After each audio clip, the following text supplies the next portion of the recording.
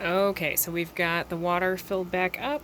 We want it just to the edge there. This black line makes a really easy marker, and that way you can tell if there's been some evaporation, and you can add some plain unsalted RODI water to top it up to make sure that salt level's the same.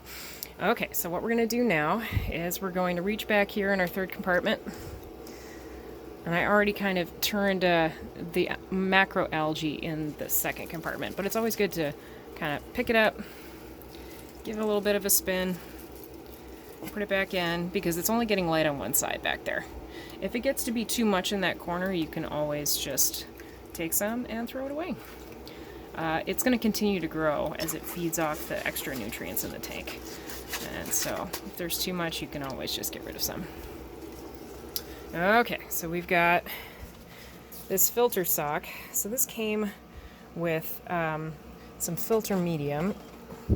So I've got all my test kits over here. Got my Kalkwasser, my Reef buffer, and I don't think we're going to have to use any of this today. Everything is pretty much on point. So I'm going to grab my zeolite. There we go. Zeolite.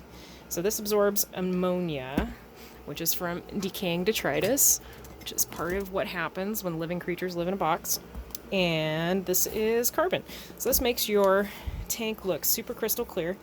This whole thing lasts me generally about a year, and it cost me, I think, $19. And if you get it on Amazon, it's prime shipping. I think the zeolite cost me about $11. So what I do is I have one of these fuzz spoons. There we go. So this is my measuring spoon. So I use about 2 scoops of the activated carbon, and then a scoop of the zeolite, and then another 2 scoops of carbon. So the carbon just absorbs any extra colors or little microparticles. It's basically just a sponge. But the zeolite is what neutralizes that ammonia. So we're going to go ahead and dump this out into a separate container, because you never want little particles to get in your tank. So we're going to dump this out, and then we're going to refill it, and then I'll show you the rinsing process, because you don't want any of the dust from either of these to be floating loose in your tank. So we want to make this like a tea bag that has no tea particles coming off of it anymore. Okay, give us a sec.